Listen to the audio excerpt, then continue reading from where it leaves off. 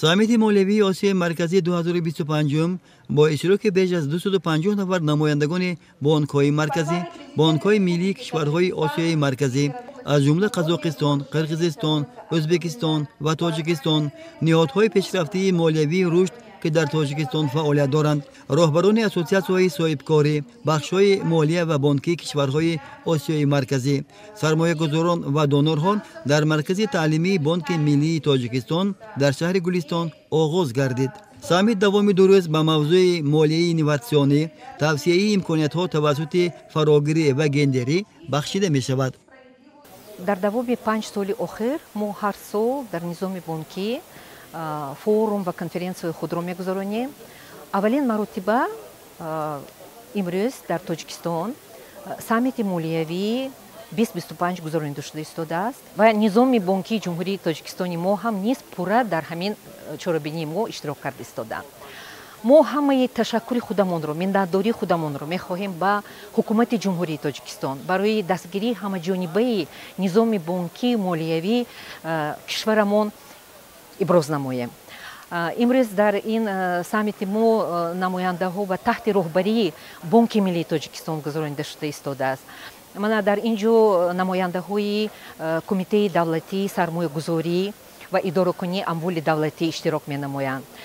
дар ин ҷо вазорати иқтисодиёт, вазорати молия. натиҷаи ҳамин чорабиниҳо ин он мебошад ки ҳамкории низоми бонкии давлатҳои осиёи марказӣ рӯз аз рӯз мустаҳкам шуда истодааст. амалияи кории пешқадамро аз якдигар чӣ хеле ки мегӯянд ёд мегирем, пеш мебарем.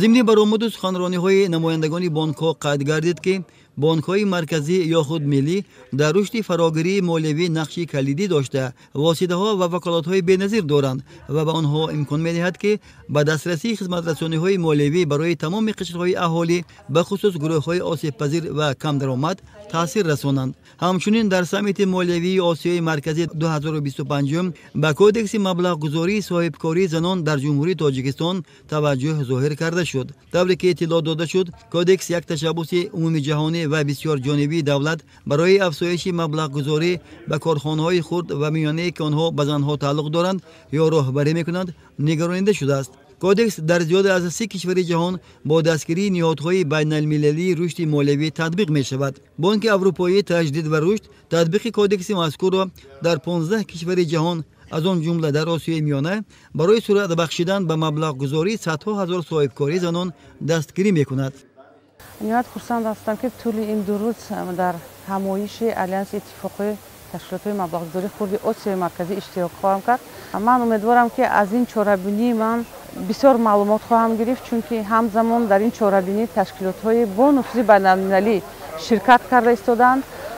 میخوام که درباره لایحه‌هایی که آنها در این منطقه میخواهند جاری کنند و درباره لایحه‌هایی که در منطقه آسیای مرکزی میخواهند راه‌اندازی کنند معلومات گیرم، تا اینکه ما همچون مقام تنظیم کننده باید بدونیم که کدام به طریق اینستیتوهای مستقیم یا غیر مستقیمی که به کشور داخل میشن خبردار باشیم و اینچنین در این زمینه باید که ما تنظیم و نظارت در سمت فعالیت تشکیلات مبلغ‌گذاری خرد نیز پرزور نماییم.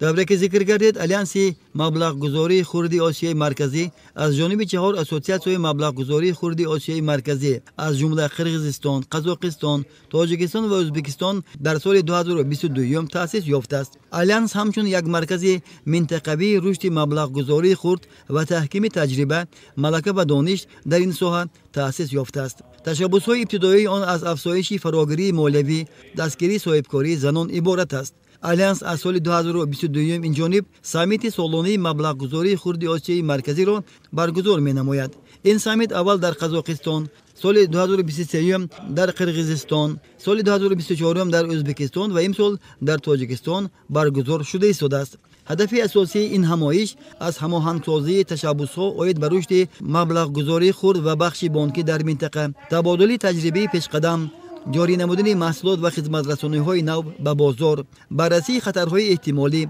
جلب سرمایه‌گذاری، پیشبرد قرارهای رقمی کنانی و مکافاتانیدن مؤسسه‌های مالیوی منطقه که در رشد ساحه سهم ارزنده داشتند محسوب می‌یابد.